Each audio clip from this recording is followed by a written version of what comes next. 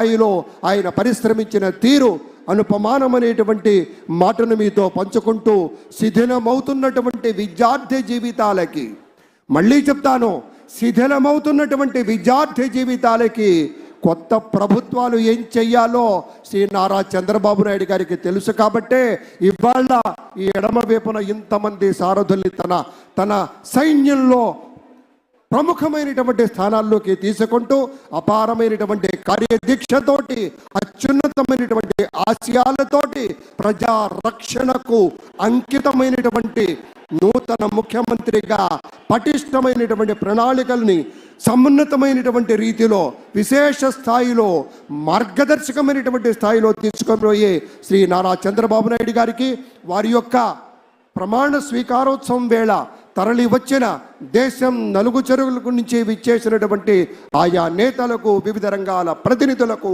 పెద్దలకు, ఇతర దేశాల ప్రతినిధులకు అందరికీ పేరు పేరున స్వాగతం చెప్తూ, తెలుగువారి యొక్క ఘనకీర్తి ఎంతో ఎన్టీ రామారావు గారు ఆ రోజుల్లోనే చెప్పారు.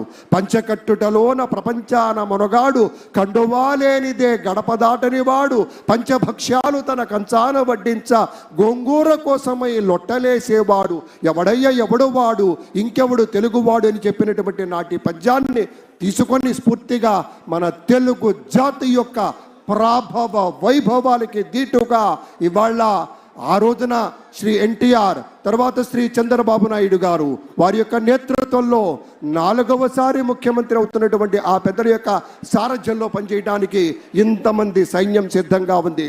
మనమంతా వారికి సహకరిస్తాం, వారు అందించేటువంటి ఫలాలని అందుకోబోతున్నాం అనేటువంటి మాటను కూడా మీతో గుర్తు చేస్తూ ఉన్నాం.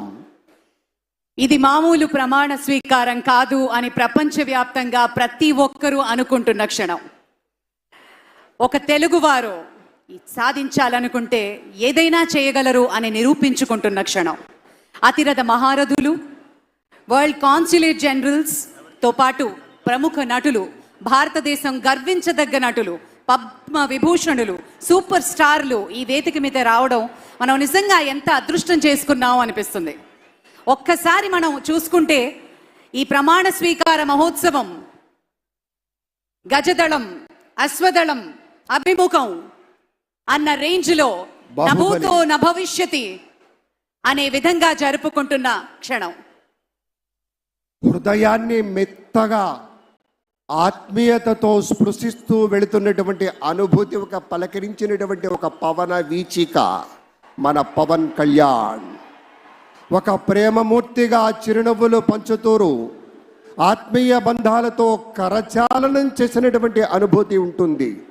వారు ప్రచారం కోసం వచ్చినప్పుడు ప్రతి యువత కూడా ఎగిరెగిరి ఎప్పుడెప్పుడు ఆయన్ని అందుకుందామా, ఆయన కరస్పర్శ తాకితే చాలు పులకించిపోతామనేటువంటి రీతిలో పనిచేసినటువంటి రోజులు గుర్తుకొస్తున్నాయి, పరిశ్రమించినటువంటి రోజులు గుర్తుకొస్తున్నాయి. శిథిలమయ్యేటువంటి నాటి రోజుల్ని పూర్తిగా భూస్థాపితం చేసుకొని ఇవాళ రెట్టించిన ఉత్సాహంతో, పటిష్టమైనటువంటి ప్రణాళికతోటి ముందుకొస్తున్నారు. మన ముఖ్యమంత్రి వర్యులుగా ప్రమాణ స్వీకారం చేయబోతున్నటువంటి శ్రీ నారా చంద్రబాబు నాయుడు గారి గురించి చెప్పుకుంటే ఒక కార్యదక్షతకు నిదర్శనం, ఒక నిలువెత్తు రేఖాచిత్రాన్ని గీస్తే అచ్చమ్మది చంద్రబాబు నాయుడులా ఉంటుంది. ఎందుకంటే మనకు తెలుసు, గతంలో వారి యొక్క నేతృత్వంలో నదుల అనుసంధానం కావచ్చు, నూతన రాజధాని ఏర్పాట్లు కావచ్చు, రహదారుల నిర్మాణం కావచ్చు, నూతన వ్యవసాయ విధానాలు కావచ్చు, ప్రతి చోట పారదర్శకత కావచ్చు. అలాగే వీటన్నింటినీ కూడా ప్రజల్లోకి తీసుకెళ్ళడానికి మన భాషా సాంస్కృతిక శాఖల ద్వారా కదంబ మాలలు కావచ్చు, సాంస్కృతిక విశేషాలు కావచ్చు, అన్నీ కూడాను వారసత్వపు కళారూపాల ఔన్నత్యాన్ని నిలబెట్టుకుంటూ నాటి రోజుల్లో చెప్పేవారే స్వచ్ఛాంధ్రప్రదేశ్, స్వర్ణాంధ్రప్రదేశ్ అని ఇంతకుముందే సోదరి అన్నారు. దే CEO ఆఫ్ ఆంధ్రప్రదేశ్ అని నాటి రోజుల్లో ఘనంగా చెప్పుకునేవాళ్ళం. ఎందుకయ్యా అంటే ఒకే ఒక్క కారణం, ఎప్పటికప్పుడు అప్డేట్ అవుతూ ఉండాలి, ముసిలిగా మారిపోకూడదు. అప్డేట్ అవ్వాలనే ఉద్దేశంతో నూతన సాంకేతిక పరిజ్ఞానంతో అవినీతి రహిత సమాజాన్ని సాధించేందుకు త్రికరణ శుద్ధిగా శ్రమిస్తూ మన ప్రగతిని మరింత వేగవంతం చేస్తూ అది కూడాను ప్రశాంతంగా, సురక్షితంగా, ఆనందదాయకమైనటువంటి సమాజ నిర్మాణమే కర్తవ్యంగా పనిచేసేటువంటి ప్రభుత్వం ఇవాళ పదవీ స్వీకారం చేయబోతున్నటువంటి వేళ రాష్ట్ర కళ్యాణమే ధ్యేయంగా, ప్రజాసేవే పరమార్థంగా ది స్మార్ట్ ఆంధ్రప్రదేశ్ మనం చూడబోతూ ఉన్నాం. आदरणीय अमित शाह जी को हम स्वागत करते हैं और अभिनंदन करते हैं और जोरदार तालियों से बहुत बहुत धन्यवाद sir. Thank you so much for joining us.